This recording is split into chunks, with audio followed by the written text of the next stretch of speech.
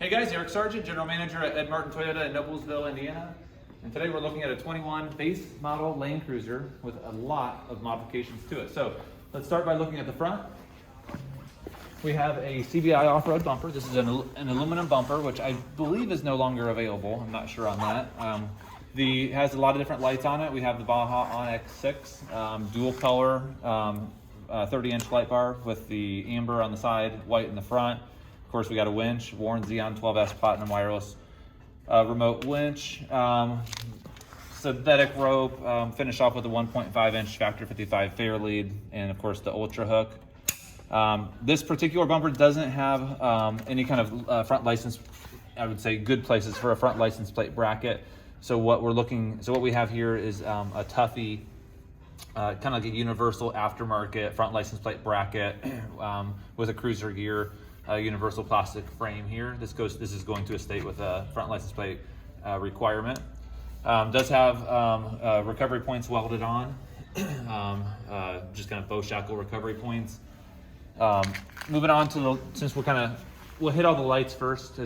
We have the rigid D-Series Pro lights for fog lights, squares. Also mentioned that this bumper does retain the factory parking sensors. On the roof rack, we have a Prinsu aluminum roof rack, kind of to match the theme of the CBI bumper since they're the same company. Noise reduction trim, wind fairing for the 40-inch light bar. Rigid Industries Midnight Edition 40-inch single row light bar on top. Scene lights are the Rigid Industry 1x2 amber, so there's 2 on the left and 2 on the right. On the back, we also have a couple extra rigid 1x2 scene lights, but not amber and white. These are going to act as reverse lights, so they're mounted upside down to the spoiler to have a flat surface. They do turn on automatically with, when you put the car into reverse, and of course there's an override button on the Switch Pro. We also have an aftermarket. This is a Vox Electronics aftermarket backup camera. The video monitor to this is in the rear view mirror. So this car actually has 2 backup cameras. It has the one for the Vox one as well as the factory one. The reason for that would just be additional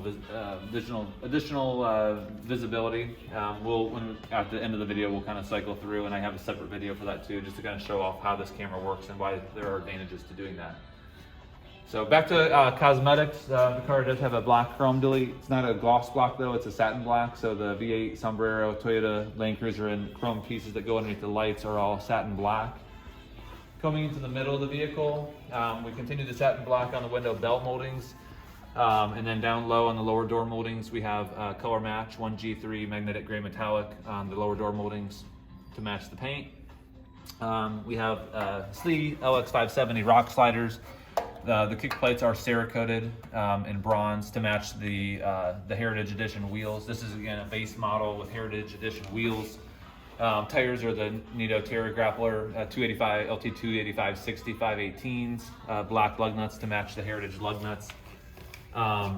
The front does have the factory suspension, but it's the OEM level spacer. So this car essentially is lifted about 1/2 inch or so, and then essentially brought back down about another 1/2 inch with the additional weight from the dual battery electronic setup and front bumper and winch.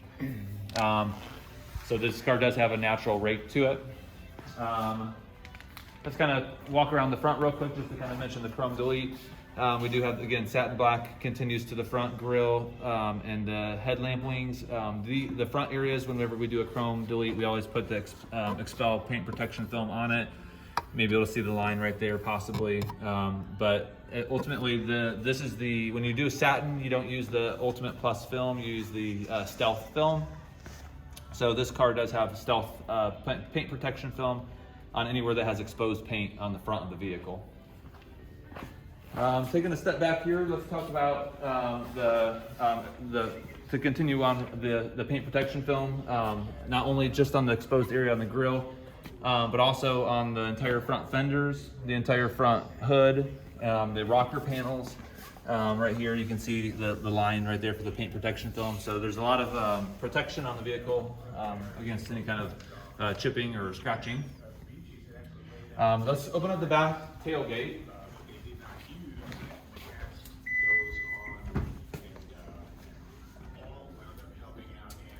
So in the back here, we have a couple added things. Again, being a non-heritage model, it's going to have third row. So this is the third row. This is the cargo mat that comes with the vehicle with the cutouts for the seat harnesses. We went ahead and added a Heritage Edition cargo mat. Since this has a third row delete on it, then we don't have a cargo mat with some gaping holes in it.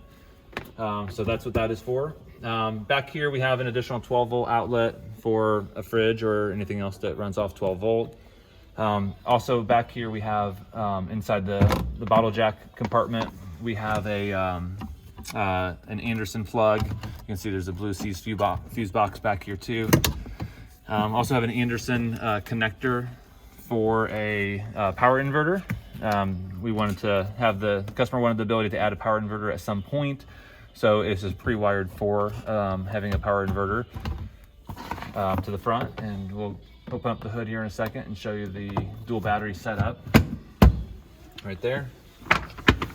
While we're back here too, I'll mention that we do have the drawer light, hatch light system. So we have red for night vision and less bugs. Middle position is off, and then white. We also added one of the power buttons to close the power hatch. We bought the OEM parts and then installed it here.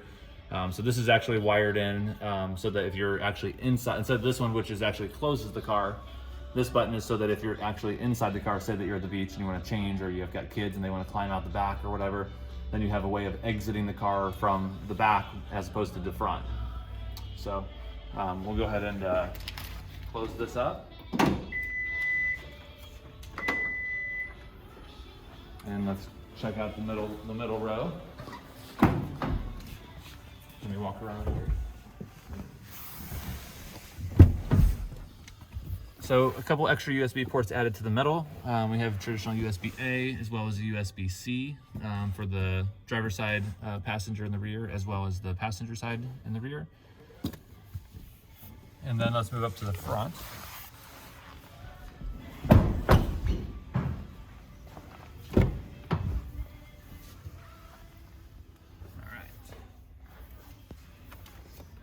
All right, so we have a combination of switching through the Switch Pro, which we'll show you that here in just a minute, and then also we have a combination of using factory blanks. So the controls for the OnX6 dual color light bar that's mounted in the front bumper, the 30-inch, we're using this for the the ambers on the sides. We're using this switch right here for the white in the middle.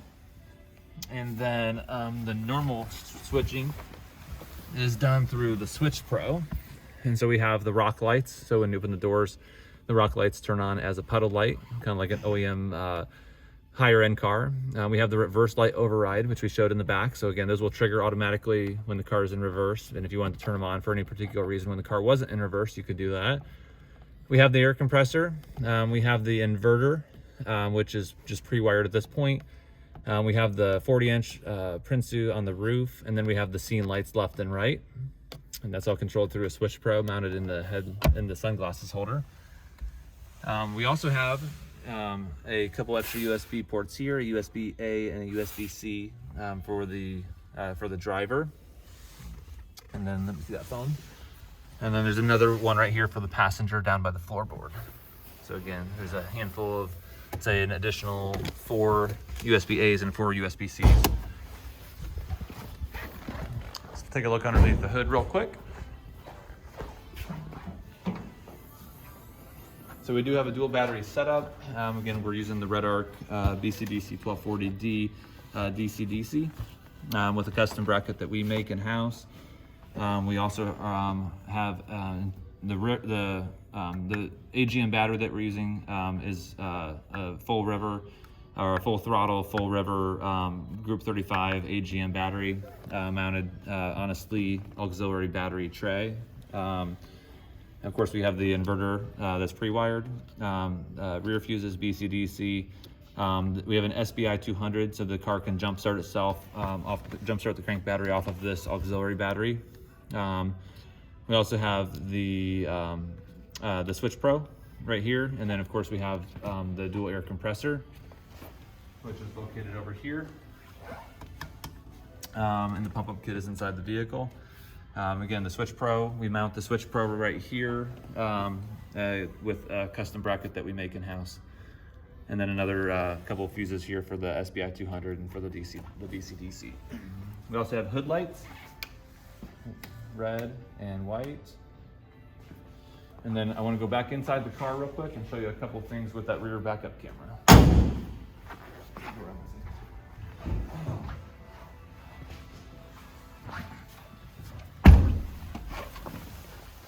gonna go and turn the car on. Go shut that door so the engine doesn't pop.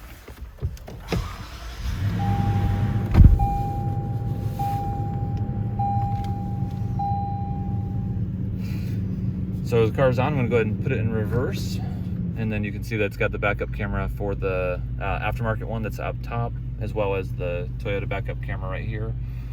One neat thing about this particular backup camera is that if you're just driving down the road and you want to turn it on, you can just press the power button and you can watch, kind of watch what's behind you, especially if you didn't have visibility through the back. Maybe it's a bunch of cargo loaded back there or a bumper, and you have the ability to just turn that on at any point in time without being in reverse. Other than that, there's a Bud-built transfer case skid.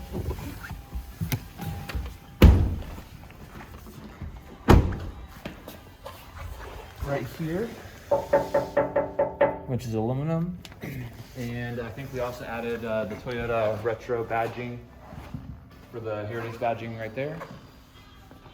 And other than that, that's kind of a wrap on this one. Let us know what you guys think in the comments below, and if you like the channel, please hit thumbs up and subscribe.